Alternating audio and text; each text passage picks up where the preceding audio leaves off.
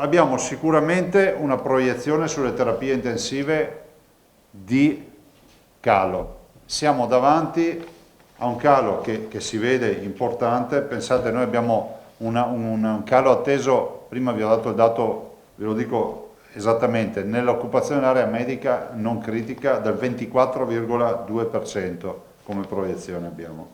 Allora io penso una cosa, che noi dobbiamo chiedere che le scuole restino libere, che i positivi se ne vanno a casa. Ormai il virus è endemico, gli scienziati daranno supporto o meno a quello che sto dicendo, ma condivido questa idea con l'assessore, con la dottoressa Russo, ma anche con molti colleghi presidenti.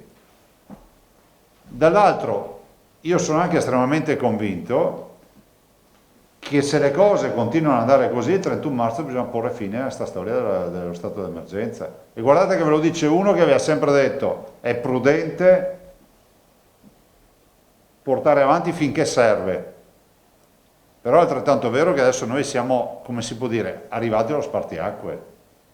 Se è vero che il virus c'è, ma è altrettanto vero che gli ospedali non caricano come dovrebbero caricare, o meglio come abbiamo visto che avrebbero caricato in altri periodi storici, è altrettanto vero che questa fase di endemica, che comunque ci aspettavamo, probabilmente è iniziata.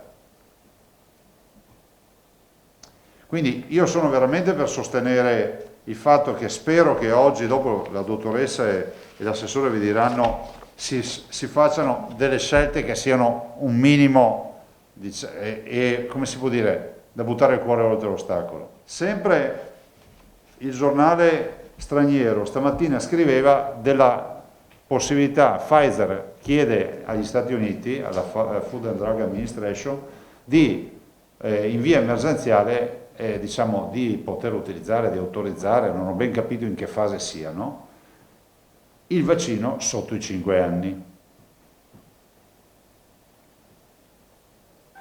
Allora, io penso che queste riflessioni spero che da noi non si portino tanto avanti, nel senso che fase emergenziale sotto i 5 anni, penso che a un certo punto bisognerebbe anche dire fermiamoci. Appunto, dico questo, siccome vedo sta notizia e siccome quando le leggi là fra qualche settimana arrivano di qua,